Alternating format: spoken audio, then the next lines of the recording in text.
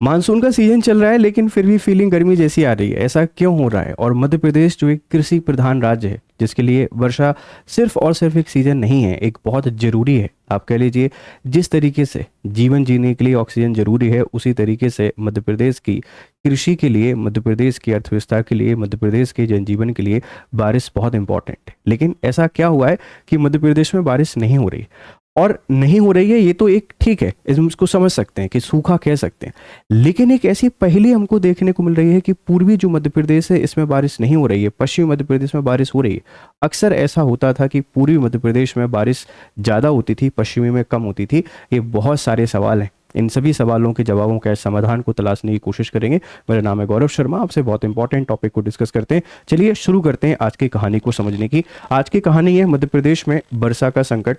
और आप देखेंगे कि जो मध्य प्रदेश है, इसमें मध्य प्रदेश में 16% कम बारिश और पूर्वी क्षेत्र में सूखा हमको देखने को मिल रहा है। ये 16% आंकड़े आपको कम लग सकते हैं, पर ये आंकड़े बहुत अधिक हैं, क्योंकि 16% के कारण मध्य प्रदेश की ये जो कृषि अर्थव्यवस्था है पूरे तरीके से चरमरा सकती है। जो फसल की पैदावार या फसल की फार्मिंग हम करते हैं वो बेहतर तरीके से नहीं हो पाई है। चलिए समझने की कोशिश करते हैं पूरी कहानी को, क्या कहते हैं आंकड़े। देखो, मानसून 2026 को एक नज़र में यहाँ पर देखते हैं तो कुल वर्षा की कमी 16%, जो सामान्य है इससे कम यहां पर की गई है। मतलब जो भी हमारे पास नॉर्मल रेनफॉल होती है, उस नॉर्मल रेनफॉल, जैसे आप देखते हैं कि मध्य प्रदेश में 112.5 सेंटीमीटर औसत बारिश होती है, इसका भी 16% आपके पास कम हो रहा है। तो कितनी बड़ी कहानी आप लोग यहाँ पे देख सकते हैं। जो पूर्वी हिस्सा है, जिसमें रीवा, शहडोल और जबलपुर संभागों में सूखे जैसे हालात हमको देखने को मिल रहे हैं, जहाँ पर बहुत अधिक बारिश होती है। और इसके पीछे एक बहुत बड़ी वजह जो मानी जा रही है वो अल नीनो को माना जा रहा है, क्योंकि अल नीनो ने प्रशांत महासागर में एक्टिव रोल प्ले करना शुरू कर दिया है। और इसके कारण पूरे भारत का मानसून कमजोर हुआ है, और पूरे भारत का मानसून कमजोर हुआ है, इसीलिए मध्य प्रदेश में भी हमको कम बारिश देखने को मिल रही है। लेकिन जो दूसरा सवाल आप लोगों का है कि पूर्वी मध्य प्रदेश में जहां बारिश अधिक होती थी वहां कम क्यों हो रही है, इसके पीछे जो वजह है वो वजह है, आप देखेंगे, क्लाइमेट चेंज। क्लाइमेट चेंज के कारण पूरी दुनिया में टेम्परेचर को लेके बहुत ज़्यादा डिस्पैरिटी हमको देखने को मिलने लगी, बहुत ज़्यादा ताप विषमता देखने को मिलने लगी। जो पश्चिमी मध्य प्रदेश जहाँ पे तापमान और पूर्वी मध्य प्रदेश जहाँ पे तापमान को लेके बहुत सारे अंतर होते थे, अब वो और बढ़ गए। और यही रीज़न है कि पश्चिमी मध्य प्रदेश में बारिश हमको ज़्यादा देखने को मिल रही है, और इसके पीछे फैक्टर है climate change. No one can define exactly, but factor is that कि यहाँ क्लाइमेट चेंज के कारण इतने सारे चैलेंजेस हमको देखने को मिल रहे हैं। तो ये मानसून एक नज़र आपका 2026 का है। अब देखो, सामान्य अगर बारिश की बात करें तो 270 मिलीमीटर हमारे पास बारिश होनी थी, लेकिन अभी 241.8 मिलीमीटर हुई है। जो वास्तविक वर्षा है ये 16% है। आंकड़े जून जुलाई 2026 की अवधि के लिए हैं। सामान्यतः हम लोग उम्मीद कर रहे थे कि इतनी बारिश आपके पास होती है, लेकिन हुई इतनी। अभी इतनी कम ने क्या कर दिया है ना, बहुत बड़ी बर्बादी लेके आ गई है। कैसे लेकर आ गई है देखिए जरा। पूर्वी मध्य प्रदेश यहाँ 24 से 57% तक है, ठीक है, वर्षा की कमी कृषि कार्य को पूरी तरह प्रभावित किया हुआ है। और पश्चिमी मध्य प्रदेश में स्थिति तुलनात्मक रूप से बेहतर है, कुछ जिलों में सामान्य से अधिक बारिश हमको देखने को मिल रही है। पूर्वी मध्य प्रदेश में ये 16% नहीं है, ये 57% तक कम बारिश आपके पास हुई है। और कम बारिश होगी तो कृषि पैदावार आपकी पूरी तरीके से प्रभावित हो सकती है। आप भारत को यहाँ पे देख लीजिए, भारत के बहुत सारे हिस्से हैं जो बता रहे हैं कि रेनफॉल इनसफिशिएंसी हमको देखने को मिल रही है। अगर मैं वेस्टर्न घाट को हटा दूं, ये उत्तर वाला हिस्सा या कुछ हमारे नॉर्थ ईस्ट वाले हिस्से घटा दूं, तो आप देखेंगे कि पूरे भारत में जो हालात हैं काफ़ी ख़राब हैं। और पूरे भारत में हालत ख़राब क्यों हैं आप बता देंगे, अल नीनो के कारण। आप ये मध्य प्रदेश के मैप को देखिए, ये पूर्वी मध्य प्रदेश है, पूर्वी मध्य प्रदेश, और ये हमारा पश्चिमी मध्य प्रदेश। अब पूर्वी और पश्चिम में डिफरेंसेस क्यों दिखाई दे रहे हैं? क्योंकि पूर्वी मध्य प्रदेश में एवरेज रेनफॉल ज़्यादा होती है, पश्चिमी में एवरेज रेनफॉल कम होती है। तो जितनी होनी चाहिए उतनी हो चुकी है, पूर्वी में ज़्यादा होती है लेकिन कम हुई है। और यही वजह है कि पूर्वी मध्य प्रदेश सूखा का सामना करना पड़ रहा है, और इतने बड़े स्तर पर सूखा का सामना कर रहा है। आप जरा इसको यहाँ पर देखिए कि कृषि और ग्रामीण अर्थव्यवस्था पर इसका प्रभाव पड़ेगा। वर्षा की कमी से सोयाबीन की बोवनी में 20 से 30% की देरी हुई है। सोयाबीन और कपास की फसलें सर्वाधिक प्रभावित हैं। मिट्टी में नमी से अंकुरण विफल हुआ है, और किसानों के लिए आर्थिक संकट और कर्ज का बढ़ता बोझ है। ये सिर्फ और सिर्फ बारिश में कमी नहीं है, जो किसान हैं इन किसानों के सामने एक तो फसल उत्पादन में कमी देखने को मिलेगी, और फसल उत्पादन में कमी के साथ में एक बहुत बड़े आर्थिक संकट को हम यहाँ पर देखेंगे, जो कि बहुत बड़े स्तर पर एक मानवीय संकट के तौर पर आपका माना जाएगा। ठीक है, अगर मैं आपसे बात करूं सर्वाधिक प्रभावित जिलों के बारे में, तो बालाघाट 84% है, या सबसे कम, मतलब जितनी होनी चाहिए थी उससे 84% कम हुई है।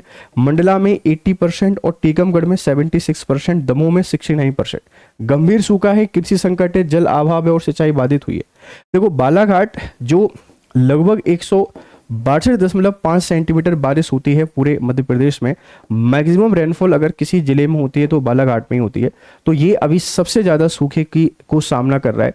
और आप देखेंगे कि ये हिली एरिया है, हिली मतलब यहाँ आपको माउंटेन और प्लेटूज देखने को मिल जाते हैं, तो उतनी ज़्यादा यहाँ पर आपको कैनाल्स वगैरह भी नहीं मिलेंगी, तो गंभीर सूखे का सामना कर रहे हैं। तालाबों से सिंचाई बहुत होती है, तो बारिश में कमी कितनी आई है, इसका प्रभाव क्या पड़ेगा, और सबसे ज़्यादा जो बारिश कम कहाँ पर हुई है, आप इन जिलों के नाम याद रखिएगा। अब देखो हमारे पास 65% क्षमता रिक्त है।